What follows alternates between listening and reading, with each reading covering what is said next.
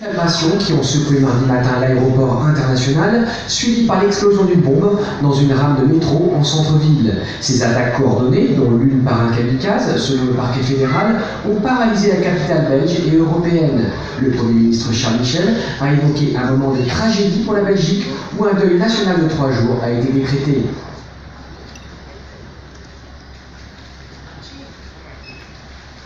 Pourquoi l'homme a-t-il des préjugés? Comment serait-il possible de tous les exterminer? On nous apprend à l'école à combattre l'inégalité, tandis que dans les médias, on nous conseille de nous méfier. Comment serait-il donc possible de tous les éloigner? Un monde sans préjugés pourrait-il exister? Le préjugé, dû à notre stupidité, celle de l'être humain, il faudrait la soigner, qu'ils nous disent. Cette société si contradictoire dans laquelle on nous demande de lutter contre les amalgames, alors que tous, haut placés ou non, qu'ils soient respectés ou pas, ne donnent pas la même valeur à un homme ou une femme. Pourrions-nous alors penser à une existence sans ces préjugés? Mais pourquoi sont-ils présents?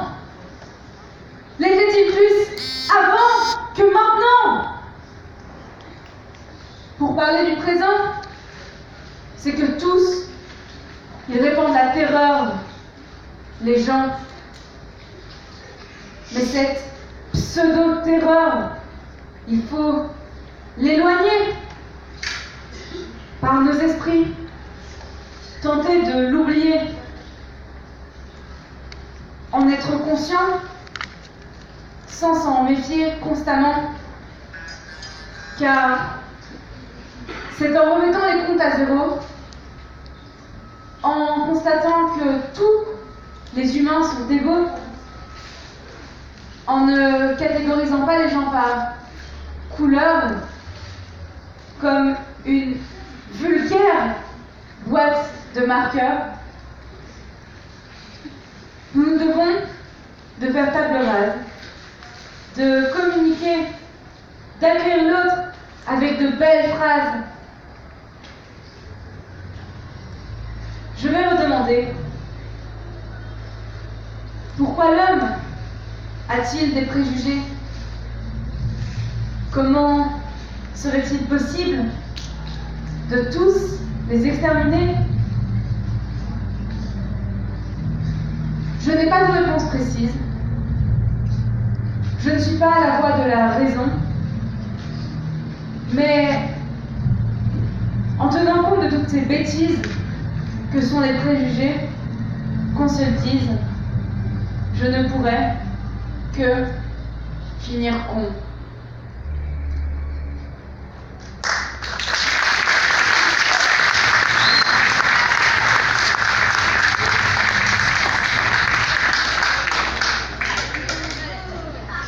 Niveau 1, on se sent bien. On pense tous à un monde en paix, rempli de respect. Mais vous savez, la solidarité est la clé de l'amitié. Niveau 2, on commence tous à être anxieux. On veut que tout le monde soit respecté, qu'il n'y ait plus d'intégrité. Niveau 3, place à l'effroi. Sans les préjugés, on serait tous respectés. Ne faites pas semblant, terrorisme vous fait penser à un musulman. Ou encore que les Noirs ont une forte odeur et que les Arabes sont tous des voleurs. Niveau 4, tous prêts à se battre. Face à la terreur, la peur a pris emprise sur nos cœurs. Prônons le pacifisme